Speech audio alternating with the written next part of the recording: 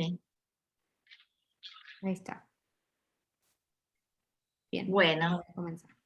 buenas tardes a todos. Bienvenidos una vez más a estos encuentros de los viernes con el Seminario La Angustia. En el día de la fecha, la invitada es Leonor Pagano. Leonor Pagano va a puntuar la clase 5 de este seminario. Demanda del otro, goce del otro, deseo del otro, la pesadilla. Son los puntos que me parecieron importantes a tocar en el día de la fecha. Leonor Pagano es licenciada en Psicología por la UBA, ex directora de posgrado de la línea lacaniana del Colegio de Psicólogos de Morón, ha sido dictante de seminarios en el Colegio de Psicólogos de Morón, participante de los seminarios de l'École Lacanienne, Francia, ex miembros de l'École, miembro del grupo de psicoanálisis de Tucumán, donde participó en jornadas y dictó seminarios. Y es miembro fundador del Grupo Lacaniano del Oeste, donde dicta seminarios. Bueno, muchas gracias, Leonor, por aceptar la invitación. Te cedo la palabra, pero antes de cederte la palabra, voy a escribir tu mail en el chat para las consultas. Dictámelo, por favor. Es sencillo, Leonor Pagano, ¿Sí? @ ¿Sí? gmail.com. Muy bien. Ahí les dejo el mail de Leonor para las consultas. Cuando estemos terminando, lo vuelvo a escribir para los que les hayan quedado dudas o los que vuelvan a escuchar la grabación. Bueno, Leonor, te cedo la palabra y me muteo. Ay, gracias. Bueno, ante todo el agradecimiento al Centro 2, a Estela, a Patricia Amra y a Estela Mari Julián, que es un amor, ¿no? Y a los presentes también, ¿no? Acá acompañándonos. Muchas gracias. Bueno, hoy vamos a comenzar con el capítulo 5, que fue lo que aclaró Estela Maris. El título de este capítulo, por lo menos el que le pone Miller, es Lo que engaña. Tomaremos en esta clase 3 dimensiones del otro: el goce del otro, la demanda del otro y el deseo del otro. ¿Qué quiere decir lo que engaña? Está ligado a 2 conceptos: el de la fase del espejo, que es engañoso, y a la demanda, que aún la considera en este seminario demanda de amor. Es del campo de lo imaginario. Hasta aquí venía sosteniendo la tríada: necesidad, demanda y deseo. Cambia esta tríada, va a cambiar sobre todo la necesidad y en ese lugar va a poner el goce. Entonces queda demanda, deseo y goce, o goce, demanda, deseo, como ustedes quieran. ¿Qué quiere decir que sustituye la necesidad? La necesidad como pura demanda, como demanda pura, perdida a partir de que somos animales parlantes. La necesidad pura, perdida, es fundamental. Es necesario plantear la extracción de goce. Para instaurar ¿qué cosa? El vacío, el agujero. Y marca claramente aquello que no engaña, que es la angustia, porque apunta a lo real, porque el sujeto siempre intenta dar una respuesta a lo real que lo acecha, desde la falta fundamental del objeto A. Voy a comenzar a tomar el goce del otro. Desde esta época no vamos a avanzar con los nudos porque sería complicado y nos llevaría cierto tiempo, pero sí podemos decir mucho respecto del goce que aquí introduce desde los miedos, las pesadillas de los niños, y también voy a ejemplificarlo con Lady Macbeth, como un retorno del goce del otro. Voy a comenzar con una pregunta. Algunos algo conocen de esto, voy a desarrollar, pero es bueno darle una vuelta más. Voy a comenzar con una pregunta. ¿Por qué son necesarios los monstruos? ¿Y qué lugar ocupan? ¿Será porque cumplen una función subjetivante y estructurante en la infancia? y toman un carácter significante al igual que la fobia, también es un modo de hacer entrar en lo simbólico ese real, que es la dimensión del otro con mayúscula. La dimensión del otro está presente en la experiencia del niño.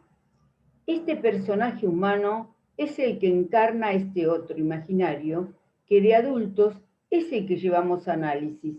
Siempre se analiza, por supuesto, el padre imaginario. El primer lazo social del niño es instaurado e instilado por los que cumplen la función paterna. Alguien que tiene autoridad, es decir, que enuncia un significante amo, y así el niño se pone en marcha. Es la primera experiencia humana, puesto que nacemos niños. Por algo, Serrat cantaba en esos locos bajitos,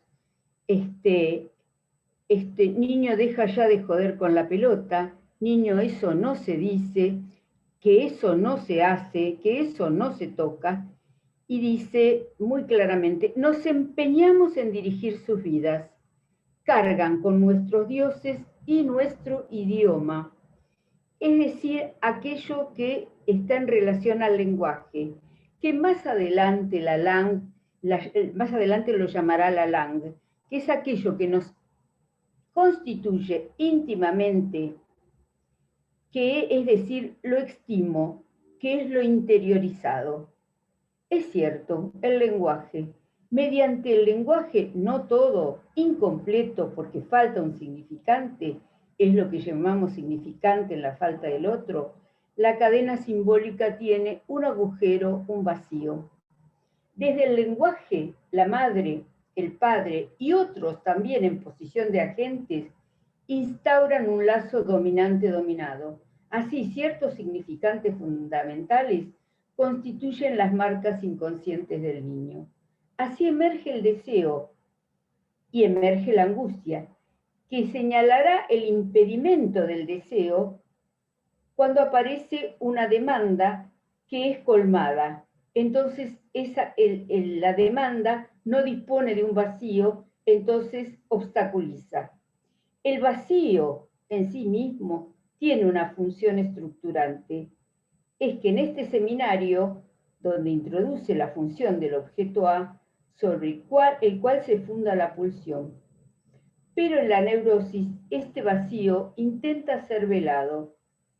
En la página 77 dice Lacan, la angustia está vinculada al hecho de que toda demanda siempre tiene algo de engañoso respecto de lo que preserva. En lugar del deseo, a esta falsa demanda se le da una respuesta que la colma. Y relata el caso de una paciente propia, Lacan, que su madre colmaba todas sus demandas. Dice, ella había errado todas sus respuestas, puesto que lo que el niño demanda está destinado a estructurar ese vacío de la presencia y la ausencia enunciada por Freud en el Fordá, generando un vacío que permite el funcionamiento del lenguaje en el sentido del juego. ¿De cuál juego? Y del senku, por ejemplo, ¿no? Que si falta una pieza se pueden mover todas las demás. Entonces, la demanda siempre es demanda de otra cosa. Te demando que no me des lo que te pido porque no es eso. Al final de esta clase, yo lo puse al comienzo, ¿no? Hace una referencia a Pascal respecto de ese vacío. Es decir, se vale de la física de Pascal, ¿no? Lo hace en relación al lugar que ocupa la necesidad al ser sustituida por el goce. La importancia que tiene el agujero y los posicionamientos que tiene en relación al fantasma, porque éste tapona la angustia. Por eso Lacan toma la referencia a Lacan en este seminario. Y concluye al final, ustedes lo van a ver, dice, Pascal dice que la naturaleza no tiene horror al vacío. Él diseña un experimento para refutar a aquellos que planteaban que el vacío estaba lleno. Él demuestra que el vacío está verdaderamente vacío, sin ninguna sustancia. Hizo un experimento Pascal en su pueblo, Puy-de-Dôme, con mercurio. Sube a lo más alto de la montaña y comprobó que el mercurio era menor en la cima que al pie de la montaña, y concluyó que en los lugares elevados soportan mayor presión y hay menos aire, es decir, oxígeno.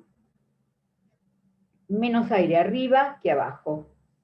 Concluye que la naturaleza, y sí concluye que la naturaleza no tiene horror al vacío. Leonor, ¿Sí? un segundito. ¿Puedes ir más despacito que les cuesta seguirte? ¿Sí? Un poquito bueno. más despacio, gracias. Pues, aprovecho para tomar agua. Me parece perfecto. Sí, más despacito, gracias. Bueno, a veces uno se apura. ¿Con qué podemos relacionar esta experiencia de Pascal con nuestro trabajo? Lo podemos relacionar con ese vacío que él demostró, que para nosotros toma el lugar en el agujero, en el lenguaje, con la pulsión que gira en torno a un agujero. O sea que a partir del seminario 10, la pulsión no solo gira en torno a ese agujero, sino que ese agujero es el centro del ser, del Dasein. Por lo tanto, el ser tiene un vacío, y en ese vacío, ¿no?, se aloja el objeto A. El objeto A sigue el postulado freudiano del objeto perdido. El objeto A, en términos generales, no podemos decir, o podemos decir, mejor dicho, que no posee consistencia. Es decir, él trata de decir que no posee consistencia. Es de naturaleza lógica, no es especularizable, no puede ser representado por el significante. Se trata de lo que el sujeto pierde con su cuerpo en el momento del atravesamiento significante. Es lo que se separa del cuerpo como resto de la operación significante. Es lo no simbolizable. Se trata de una ausencia, de un vacío, cuya eficacia reside en que actúa como causa de deseo. Ese vacío es lo que nos permite desear. Por otro lado, para que el sujeto advenga a la existencia es necesario su inscripción en el campo del otro. Ese otro que lo preexiste, para ello es necesario que este otro le haga un lugar, es decir, lo desee. El sujeto se inscribe en ese campo del otro como sujeto barrado por el significante, y el otro es introyectado con su falta, es decir, nos identificamos a la falta del otro, ¿no? Situada por la eficacia, por supuesto que del nombre del Padre, y esto va a dar el modo en que el sujeto va a ser frente a la castración y se inscribirá en lo posible como neurótico. La eficacia del nombre del Padre va a constituir la instauración del inconsciente del lado del sujeto. La operación lógica del encuentro entre el significante con el otro va a dar lugar a ese resto, el objeto A, con su enlace pulsional. La angustia es cuando se presenta el agujero, por eso hace referencia a Pascal. Entonces, retomando, ¿no? El sujeto niño se vale de su propio acto de conocimiento, que entra en juego a partir de un objeto en el estadio del espejo. ¿Cuál es el objeto? Su propia imagen, el cuerpo propio, perdón. El sujeto tiene un sentimiento jubiloso de estar ante un objeto que lo toma al sujeto completo, que lo torna al sujeto completo, perdón. Esta es una ilusión motivada por el hecho de que el objeto de conocimiento está construido, modelado a imagen de la relación especular que da razón de una falsa totalidad. Por eso este objeto de conocimiento es insuficiente. ¿Por qué? Leo página 72. Hay una diferencia entre la reacción de desorden frente a una situación donde lo simbólico no responde y la reacción de la angustia. Es decir, algo falla ahí, ¿no? Entonces dice, en el primero el sujeto, me refiero a la reacción de desorden, el sujeto se enfrenta a su inoperancia, a un déficit simbólico, a un peligro insuperable, a la desprotección total. Gil Flossesky. Segundo, para que la angustia surja, se precisan dos condiciones, la que acabo de mencionar y la presentificación del objeto A que deja al sujeto horrorizado. Por eso, hay momentos de aparición del objeto que nos arrojan a una dimensión muy distinta.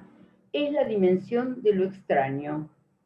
En esta clase es una de las pocas clases que habla de los niños, de los miedos, de las pesadillas, etc.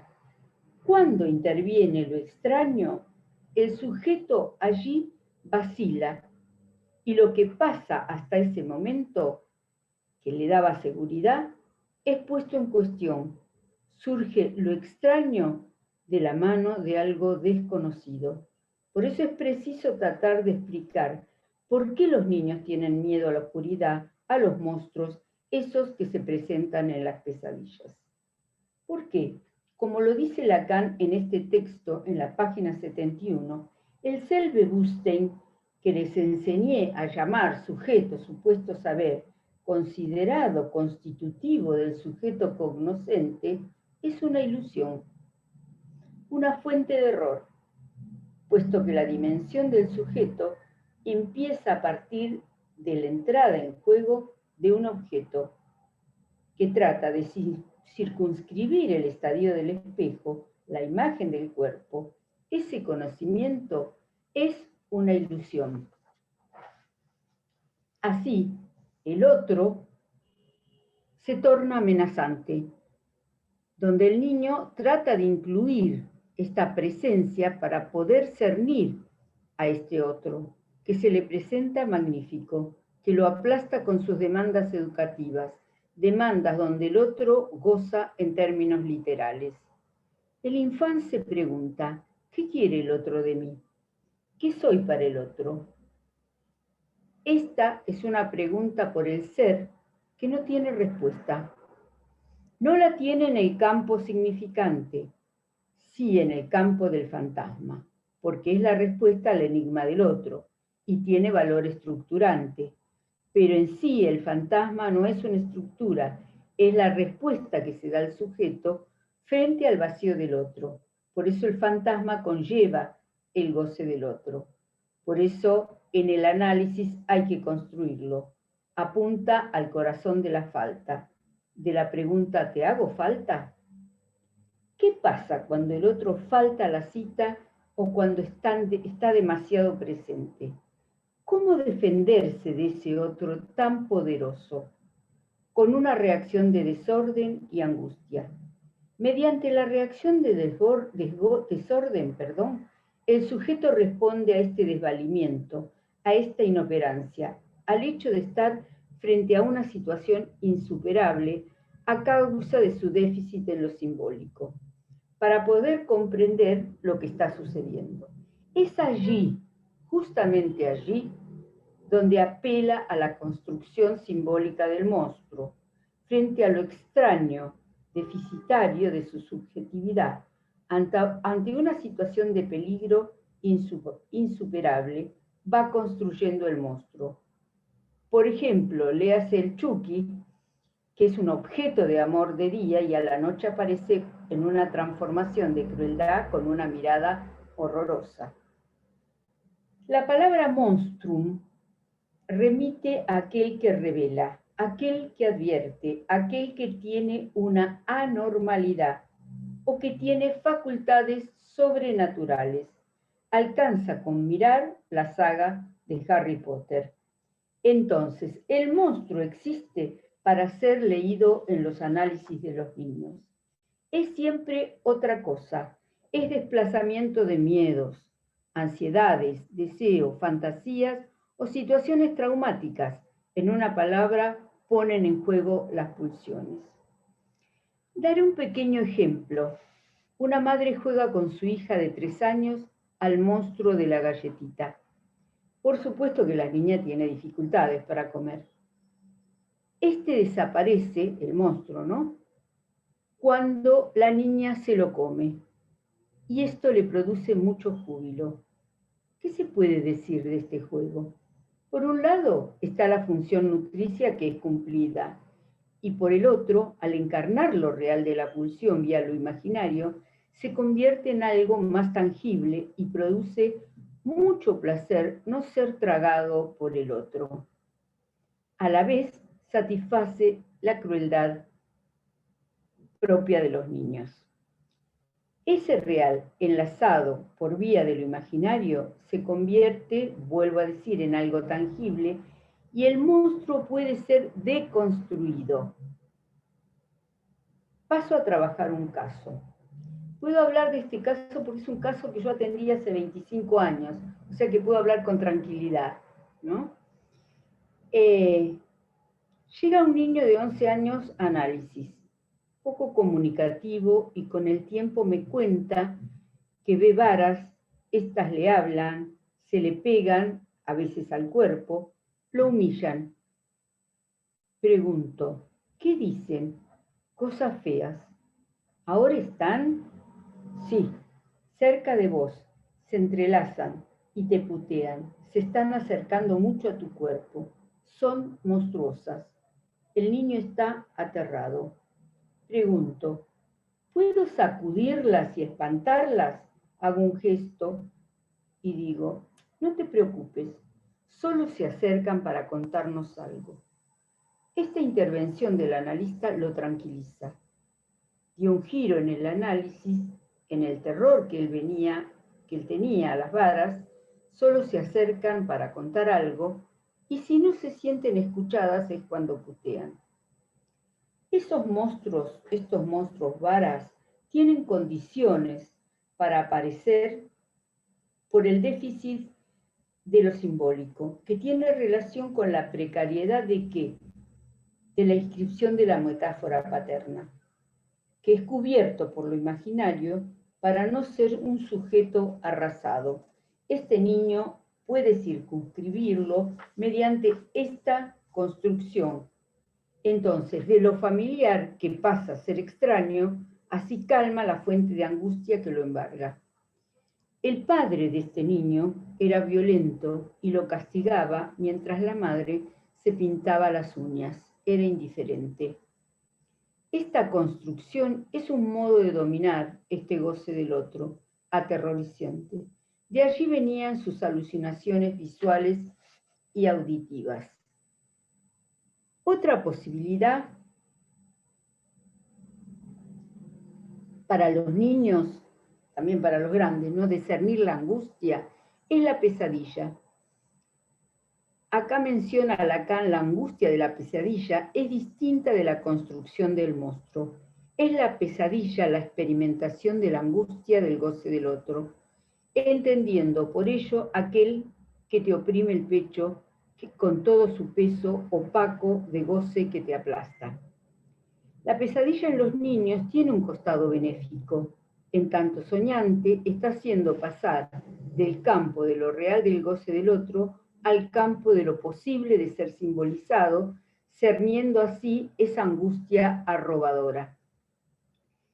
El otro costado es que el sujeto puede interrogar y develar al otro.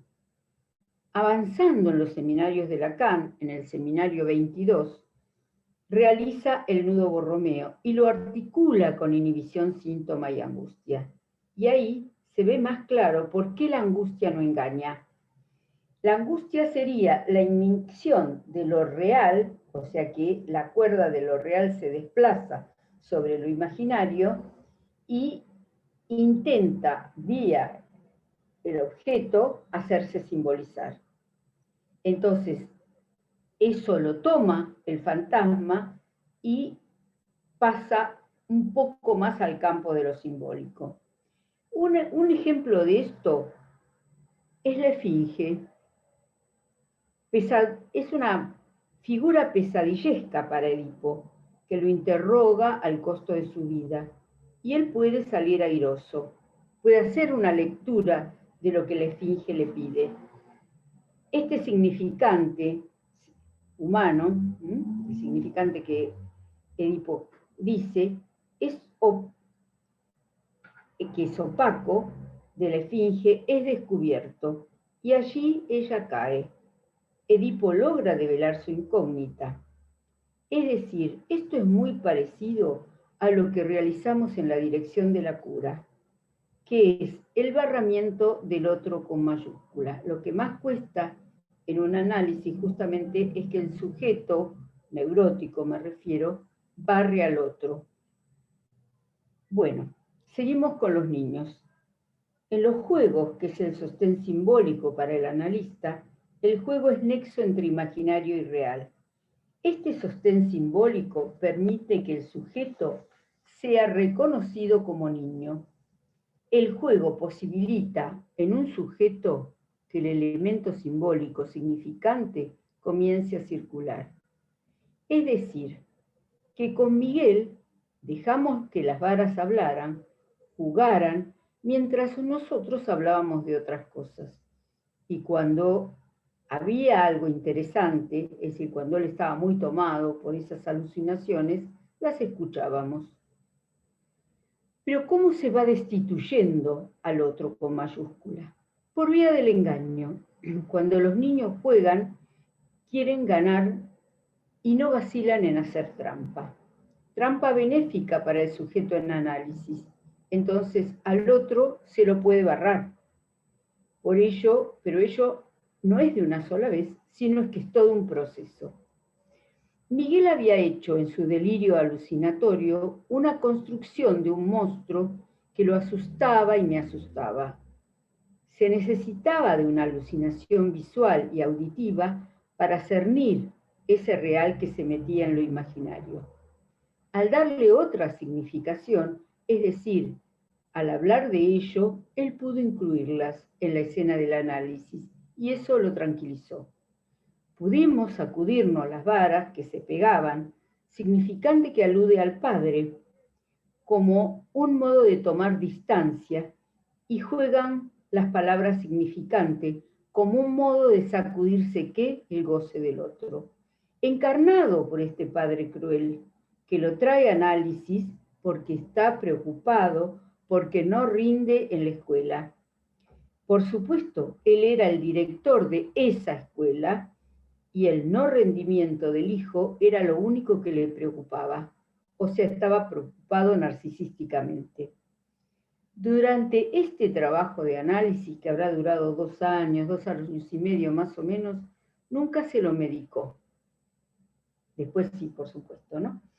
Esto con respecto al goce del otro en los niños.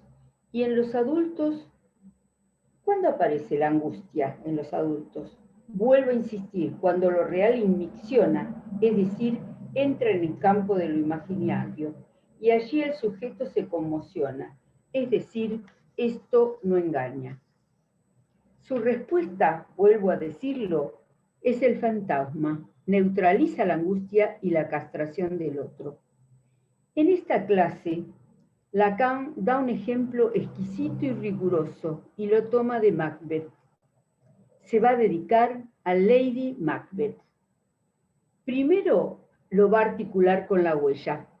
Es una huella borrada, dice. Se refiere al primer surgimiento del significante, que es lo que representa al sujeto, a un sujeto para otro significante, y al objeto como perdido. En la página 74 dice, el significante se distingue del signo. El signo es lo que representa algo para alguien. A un sujeto, algo para alguien, perdón. En cambio, el significante representa en esa díada, en esos dos significantes, al sujeto, articulado con la angustia del objeto perdido. En referencia a la huella borrada, suele asociarse con la huella de viernes en Robinson Crusoe. Esa huella es lo que deja el objeto faltante. El significante no comienza en una huella, sino en que se borre la huella. Esa huella indica que hay un sujeto que remite a una causa original, a ese vacío que se presenta. El significante, sin duda, revela al sujeto, pero borrando su huella. Y Lacan hace un excelente esquema y pone el A minúscula a la par que la mayúscula y por debajo al sujeto barrado. Dice, de entrada tenemos el objeto de la casa con Z. ¿Esto a qué lo refiere? A las marcas dejadas por el hombre primitivo. ¿Se acuerdan de esa costilla de reno? Que no se sabía esa marca, que no se sabía qué animal cae sobre cada marca. A eso se refiere con la caza. Y con la causa de deseo, de poder sustentarse, etc. Y A mayúscula, que es el código de los significantes. Y dice, de A minúscula a A mayúscula, surge el sujeto con el nacimiento del significante, pero como tachado, como no sabido. Este no sabido origina el unbewusst, el origen del inconsciente. Bueno, dejamos acá y pasamos a Shakespeare. En Macbeth, Lacan lee el retorno real de lo real de esa huella. Macbeth es una obra escrita por Shakespeare en 1606. Paso a refrescar un poco el argumento. Macbeth se encuentra con tres brujas maliciosas que le vaticinan que será rey. Pero ¿cómo? Dice él. Si él es leal al rey y jamás lo traicionaría, aunque es ambicioso. Entonces escribe una carta a su mujer relatándole estos hechos. Lady Macbeth es el símbolo de la ambición y poder. Ella le instila a al recibir esa carta, ella pergeña un plan para matar al rey. Ella le instila a Macbeth, que duda, a que cometa el crimen, ya que el rey va a pasar la noche en su castillo. En el monólogo, Lady Macbeth exclama, «Ven a mí, espíritu de la muerte», invoca llenarse de crueldad y dice, «Tapad el acceso a la piedad, llenad mis pechos de hiel». Pero Macbeth, su esposo, duda. Y ella le recrimina que dude, lo trata de cobarde, lo impulsa al deseo de ambos, a conseguir lo ambicionado por ellos, el poder y el reino. Ella es la autora intelectual del plan. Ella irá a emborrachar a los guardias, les extrae los cuchillos y se los entrega a Macbeth, cuchillos con los cuales el rey será asesinado. Lo convence a Macbeth para que ejecute este hecho terrible. Macbeth asesina al rey y vuelve a Lady Macbeth con los cuchillos en mano y envuelto en sangre. Ella le reprocha semejante torpeza, vuelve a la escena del crimen, deja los cuchillos en la escena del crimen y ensangrenta a los guardias. En este acto, ella queda ensangrentada, queda manchada de sangre. Luego suceden, una vez coronados, se suceden una serie de muertes, porque Macbeth, ya declarado rey, pierde el miedo y empieza la matanza. ¿Qué le pasa a Lady Macbeth? Ella empieza a tener conductas disarmónicas.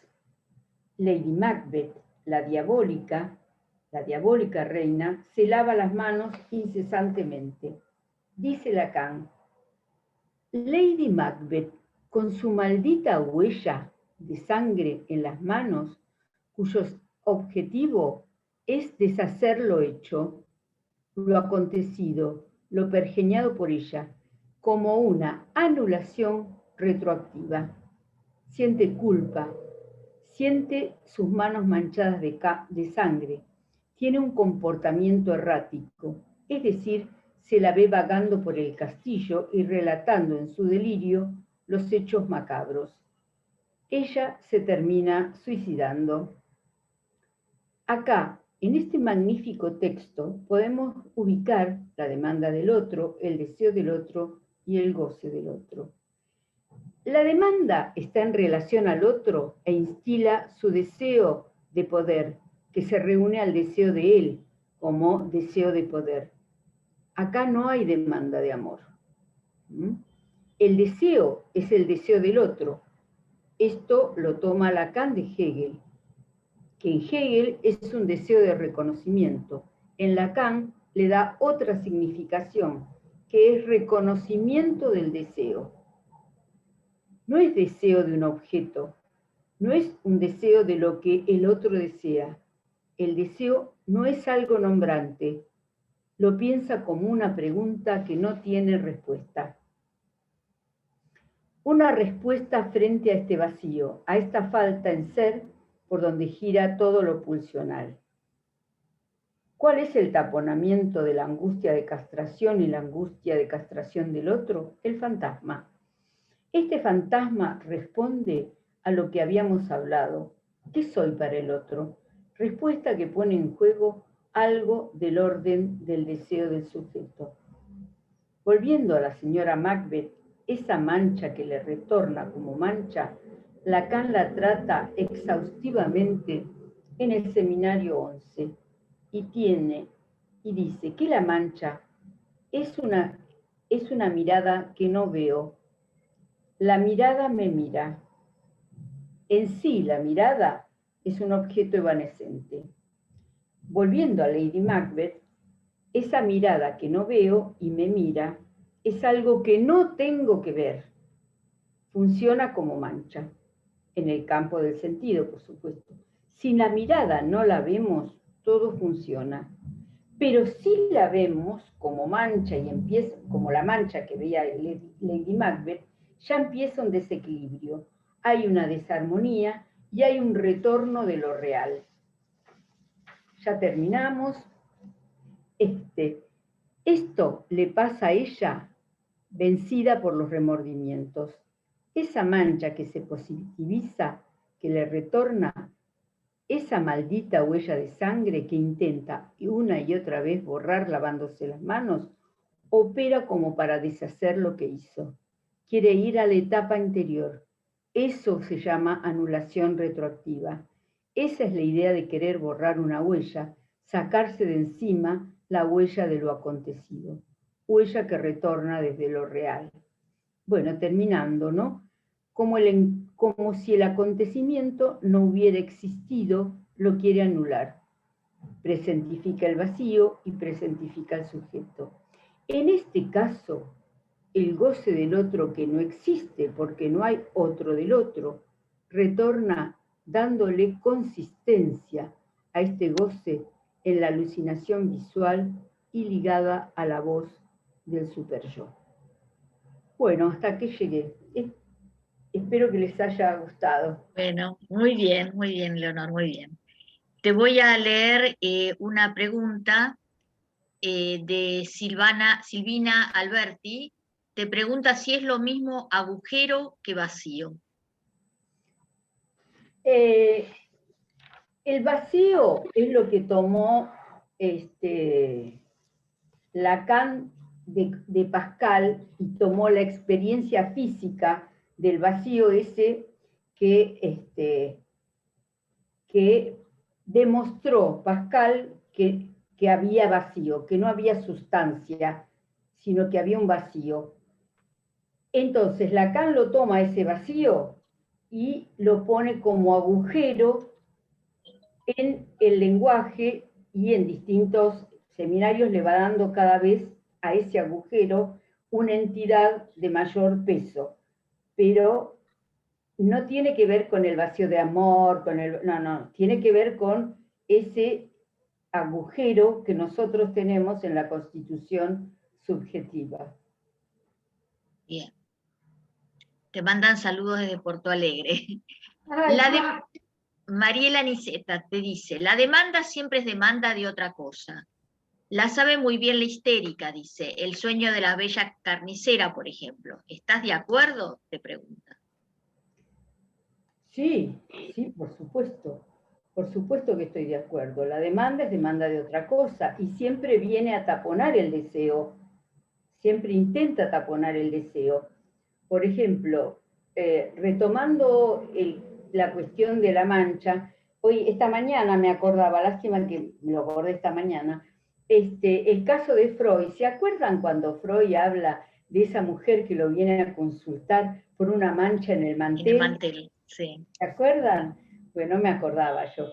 Bueno, que lo que estaba como tapando, para decirlo, que la demanda siempre intenta borrar es que su marido no había tenido relaciones sexuales con ella y había tirado en la sábana del colchón, en la sábana, una mancha de tinta que después le retorna en ese mantel. Es precioso ese caso, ¿no? Es para hacerlo, es seguirlo. Pero sí, sí, como ella limpia la mancha delante de la empleada doméstica, para que ella vea que está limpiando la mancha. Sí. Claro. Y como que ahí hubo un encuentro que no hubo. Claro, que no hubo. Y salvar al marido. Salvar al marido. Esas eran otras mujeres. Las mujeres de antes. Bueno, Carlos Schubert. Kierkegaard en el abordaje también nombra el vacío, nos recuerda. Es verdad, es verdad. Kierkegaard es un excelente exponente de esta falta de ser. Es el que trabaja el Dasein, que es el vacío, él lo nombra como vacío, y Lacan lo toma y lo va a trasladar a las posiciones que él toma, que tienen que ver con el agujero en el nudo Borromeo, el agujero de lo simbólico, el agujero de lo real, el agujero de lo imaginario, y anudando eso, el objeto A. El agujero en los 3 registros, sí. Sí. Bien. Gracias. Silvia Grisolía te dice que es una excelente clase, pero pide el PDF por mail. No sé, esto lo tendríamos que evaluar, ¿no? Si vos querés mandar el PDF o que escuchen la clase que queda grabada en la plataforma Facebook de Centro 2, entran a videos y ahí la ven. Pero Claro. esa decisión es tuya, si vos querés darle al Centro 2 el PDF de tu clase. Bueno. Estela Maris del Áquila te agradece, bueno, hay un montón de agradecimientos. Soy Claudia, ¿podés explicar de la mancha que no se ve cuál sería la mirada que vemos que retorna de lo real? ¿Cuál es la diferencia? No le quedó clara la diferencia, Claudia. Bueno, cuando uno no ve lo que a uno lo mira, la cosa funciona. Es decir, ¿se acuerdan de la experiencia que planteaba Lacan con el Petit Jean, ese hombre que lo llevó a pescar y le dijo, esa lata de sardina te mira? Y después él hace todo un trabajo con eso en el seminario 11. Es decir, te mira pero no la ves. Ajá. Ese es el lugar de la mancha. Es decir, uno entra en el espacio, en el prado de las meninas, y uno, si está solo y tiene la suerte de estar solo, uno entra, y el cuadro que es inmenso, uno entra justamente a ser mirado por el pintor que pinta, y uno cree a estar dentro del cuadro. Eso es eso lo que está tratando de decir. Cuando veo que ese cuadro me mira, es que hay algo que no funciona. Si la mirada se positiviza, es algo que no funciona, es algo disarmónico. ¿Qué es lo que le pasó a Lady Macbeth? Lady Macbeth veía todos sus hechos, es decir, era mirada y positivizada a través de la mancha de las manos, de estar ensangrentada, y ahí ella no podía como salirse de ese texto, digamos. Por eso habla de la anulación y de una cosa que hace el obsesivo, ¿no? Una anulación retroactiva. Dice que el obsesivo quiere aniquilar el significante. No lo puse porque realmente es una pena, pero si leen el texto, dice que el obsesivo lo que quiere es aniquilar el significante y encontrarle un sentido, y encontrarle una significación, cosa que no pasa. Bien, estaba pensando que esa persona que te pide el PDF bien podría escribirte, ¿por qué no le escriben al mail de Leonor, leonorpagano@gmail.com, le escribes a ella y ella en privado ¿no? Le da su texto si vos querés. Bien. Hay una persona, Jimena Flores, que quiere articular, dice que la escena de la paciente que va a verlo a Freud tiene que ver con unir de una habitación a otra, pero no sabe cómo articular esto que está pensando. Andrea Camera dice, en la escucha analítica, ¿cómo escuchar la diferencia entre demanda y deseo? Interesante, ¿no? Interesante. Sí, la clase queda grabada en el Facebook de Centro 2, Entrena Videos, y ahí la van a ver. Y otra más te digo, Leonor, el agujero podríamos pensar que tiene bordes como las zonas erógenas. ¿El vacío se podría pensar como la nada misma? Bueno, buenas preguntas. Muy Linda, buenas. sí hay más, sí hay más, pero a ver. La diferencia entre demanda y deseo era una, ¿no? Sí, demanda y deseo, sí. Es algo muy sencillo, muy desde los escritos, Lacan dice que desde la demanda y la necesidad se desprende el deseo. Entonces ahí ya tenés un deseo que nunca es realizable, que siempre es deseo de otra cosa y de otra cosa, y que no tiene un objeto determinado. En cambio, la diferencia con la demanda es que la demanda puede ser satisfecha, puede encontrar su objeto. Para decirlo a grosso modo, ¿me entendés? No una cosa como una respuesta hiperteórica, ¿no? Muy bien. Lo del agujero y el vacío me pareció interesante, lo dice Loreley. Te lo leo. Sí, que no El lo... agujero podríamos pensar que tiene bordes, como las zonas erógenas, mientras que el vacío se podría pensar como la nada misma, pregunta. Y hay algo más de Bettina sobre lo mismo. ¿El vacío implica algo que lo contiene, no así la nada? O sea, si hicieron lío entre la nada, el vacío. Bueno, la nada, Lacan la toma, el año pasado yo lo di en este ciclo, de Kant, el nil negativo, que es aquello que no puede, un agujero que no puede como positivizarse, es el no encuentro, es la no relación sexual.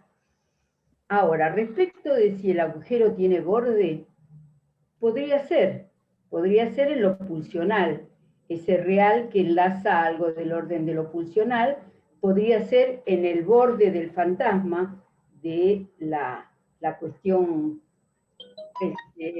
sujeto barrado Losange A. En el Losange, ahí hay un borde que incluye operaciones lógicas.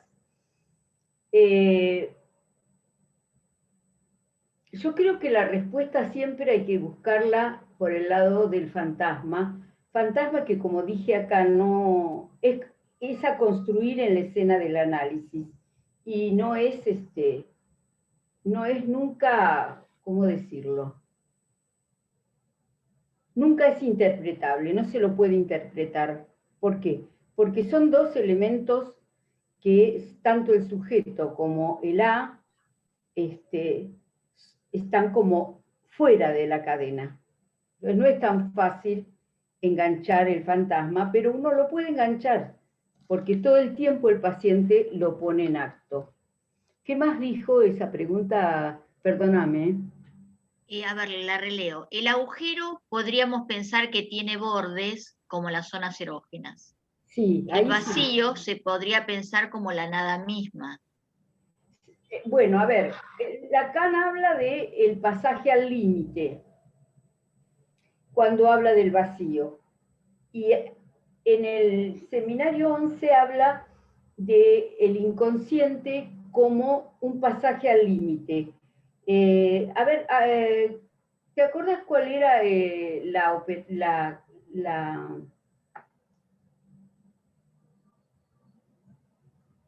operación con la cual Lacan hablaba de que iba acercándose cada vez al límite y después hace el pasaje al límite? Está en el seminario 11, la operación... ¿El paso al acto? No es el paso al acto. No, es una operación matemática. Bueno, después la mando por mail. Disculpe, pero ahora no me acuerdo. Pero el vacío no tiene que ver con el agujero en nosotros. Lacan lo toma para ejemplificar el vacío, el agujero en el lenguaje. No es tan fácil, ¿eh? No, claro que no. ¿Se puede ampliar, pregunta Cecilia, la relación entre angustia y aquello que sucede fallidamente o que no sucede en el tiempo de la estructuración de lo imaginario en el espejo? Sí, claro que se puede hablar de angustia, ¿por qué no? Cuando el otro no te sostiene en ese retorno especular, donde la madre sostiene a este hijo con la mirada, hay angustia. Un bebé se puede sentir no alojado, no sostenido. ¿Qué es lo que le pasó a este chiquito de 11 años que no estaba constituido? Si bien la metáfora paterna había fallado, yo por eso puse metáfora paterna, porque este chiquito, en esa metáfora paterna, que es la que la madre instala, y después viene la sustitución del nombre del padre, bueno, ahí esta madre no sostuvo lo suficiente. Por eso este chiquito después, claro, con el tiempo, lo llevaron y, bueno, por supuesto que lo medicaron. Y estuvo años y años medicado. Él volvió alrededor de cuando tenía 18 años, por sus propios medios. Ah, mira qué bien. Sí, sí, La volvió. madre se pintaba las uñas, decía, mientras el padre lo fajaba, ¿no? Y O le sea, quedaba realmente mal. objeto del goce del otro, sí, claro. Sí, claro que sí. Por eso Encerrado en la fantasmática materna, claro. si bien hay una posibilidad de pensar que esto podría estructurarse en una psicosis, si no lo traían a análisis porque tenía un déficit escolar, se perdía. Claro. Se perdía. Entonces se logró incluir estas alucinaciones como, incluyéndolas como algo que podían pasar. Pero justamente ahí hay una falla del nombre del padre que lo que no posibilitó fue una verdadera inscripción. Claro. Que eso era lo que él viene a buscar a los 18 años.